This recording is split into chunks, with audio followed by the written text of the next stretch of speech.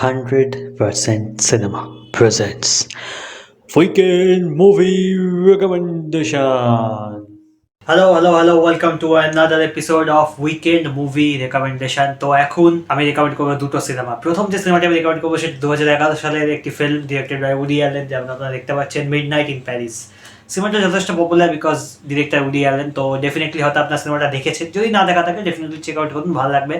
Fantasy comedy সিনেমাটাতে আছে when Wilson, যাকে আপনার মোবিয়াস হিসেবে দেখেছেন লোকিতে। ওয়েন উইলসন আছে, রেচেল ম্যাকঅ্যাডামস আছে, টম হিডলস্টোন আছে, অ্যান্ড আরো প্রচুর কাস্টিং আছে। তারপর এড্রিয়ান ব্রোডি আছে, আমি আসলে নাম ঠিক মনে, ক্যাথি বেটস আছে, এবং আরো অনেকে আছে। বেসিক্যালি এই যে ক্যারেক্টারটা ওয়েন উইলসন প্লে করছে, আমার তার নামটা মনে নেই।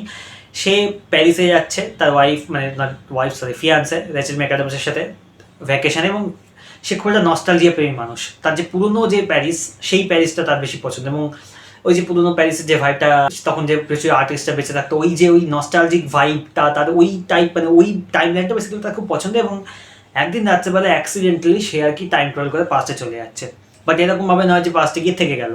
বেসিক্যালি সে রাত্রেবেলা এক জায়গাতে গিয়ে দাঁড়াচ্ছে, এবং তাকে একটা গাড়ি, পুরো দিয়ে যে ক্যারেজ হতো সেই ক্যারেজ এসে তাকে নিয়ে যাচ্ছে, এবং সেইভাবে তার সাথে দেখা হচ্ছে নানান ক্যারেক্টারের, পাস্টের যে ক্যারেক্টার তাদের সাথে।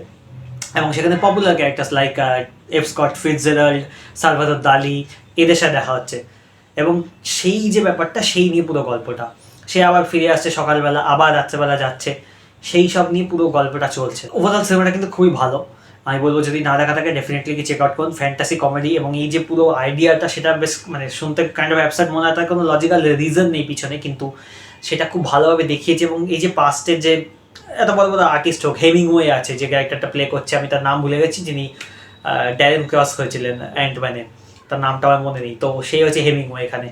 তো হেমিংওয়ের সাথে যে ওয়েন উইলসনের ক্যারেক্টারটা নিজের যে লেখে, তো সেই যে নিজের লেখাটা হেমিংওয়েকে পড়তে দিচ্ছে, বা এইসব পুরো যে ব্যাপারগুলো দেখতে ভাল লাগে। এবং পুরো যে ব্যাপারটা দেখিয়েছেন পাস্টে আর্টিস্টদের সাথে তার যে ইন্টারাকশন, এবং তারা বুঝতে পারছে না যে এই লোকটা ফিউচার থেকে এসেছে, তা পুরো ব্যাপারগুলো বেশ ফানি এবং ভাল লাগে। এবং ওই যে পুরো 1920s প্যারিস, সেইটা যাদের পছন্দ তাদের জন্য এটা পারফেক্ট। ওই টাইপের তখন যত আর্টিস্ট, বড় বড় আর্টিস্টরা পেয়েছিল, এবং ওই যে নস্টালজিক স্টাইল যাদের পছন্দ সিনেমা, আমি আশা করি বোঝাতে পারছি। এটা পরিষ্কার পোস্টারটা দেখে বোঝা যাচ্ছে, যেখানে ভ্যান গো স্টারি নাইট টাইপের স্টাইল পোস্টারটা, এবং সেখানে এই লোকটা একমাত্র মডার্ন, বাকি পুরো জিনিসটা পুরোনো দিনের ভ্যান গগের স্টাইলে আঁকা।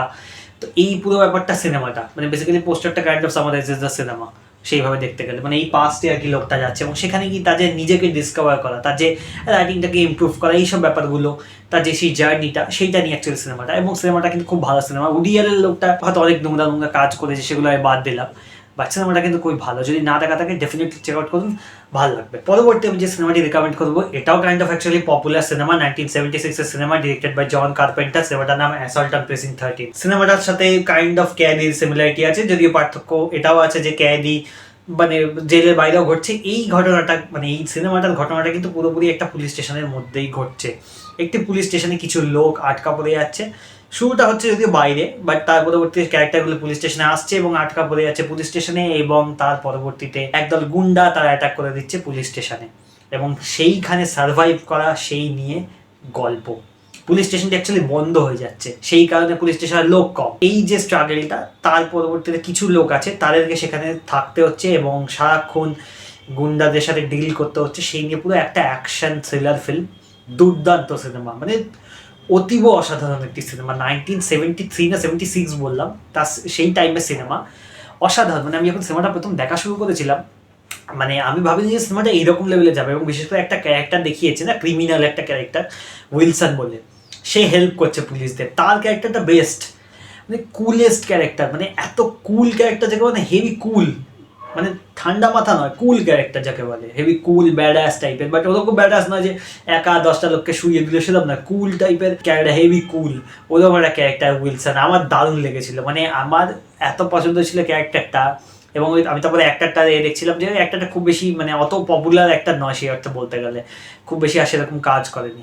তার সব থেকে পপুলার মনে হয় কাজ এইটাই, উইলসন, অ্যাসল্ট অন প্রেসিডেন্ট 13। এবং সিনেমাটা খুবই ভালো সিনেমা। যদি না দেখা থাকে ডেফিনেটলি চেক আউট করুন। হয়তো অনেকেরই দেখা সিনেমাটা, মানে সেই তো সেটা প্লট তো কিছু নেই, পুরোপুরি অ্যাকশন থ্রিলার, এবং ওই যে পুরো পুলিশ স্টেশন তারা সার্ভাইভ করে আছে সেইটা নিয়ে পুরো সিনেমাটা। তো এটা তো অ্যাসা সেরকম গল্প নেই। তো যদি না দেখা থাকে দেখুন, আমার মনে হয় হয়তো অনেকে দেখেছে, বাট যদি না দেখা থাকে চেক আউট করে দেখতে পারেন। আই হোপ ভালো লাগবে যদি এরকম অ্যাকশন থ্রিলার ফিল্ম পছন্দ হয়, ঠিক আছে? তো ডেফিনেটলি দেখুন, আমার মনে হয় ভালো লাগবে। অ্যান্ড দ্যাট ওয়াজ ইট, এই দুটো সিনেমা এই উইকের, ব্যাস আর রেকমেন্ড করবো না। দুটোই পপুলার সিনেমা রেকমেন্ড করলাম, যদি না দেখা থাকে দেখুন গিয়ে, আশা করি দুটোই ভালো লাগবে, একটা ফ্যান্টাসি কমেডি, একটা অ্যাকশন, অ্যান্ড দ্যাটস ইট।